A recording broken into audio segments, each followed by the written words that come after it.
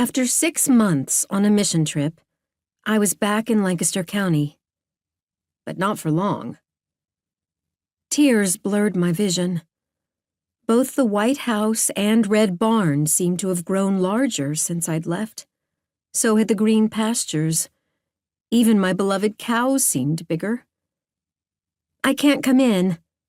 Ivy turned toward me. "I have a client to go see." My eldest sister was a social worker for an elder care company. "But Conrad and I will come for dinner." "Thank you for the ride." I opened the passenger door of her 20-year-old Toyota Corolla, which was my age. Well, almost. I would turn 21 on the 4th of June.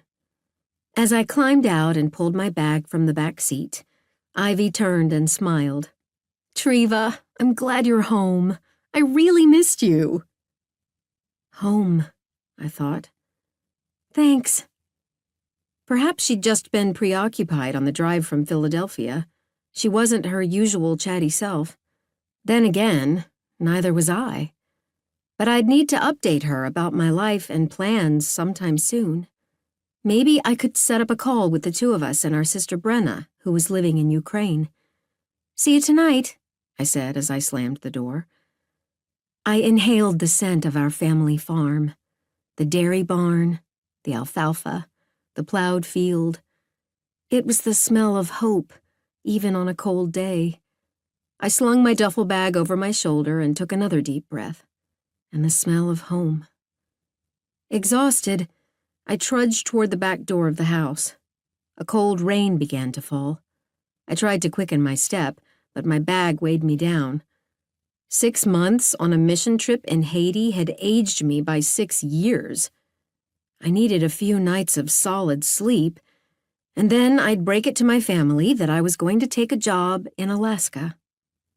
I'd always been the homebody, and the compliant one, the peacemaker, the sister who didn't want to cause any problems. I couldn't be that girl any longer.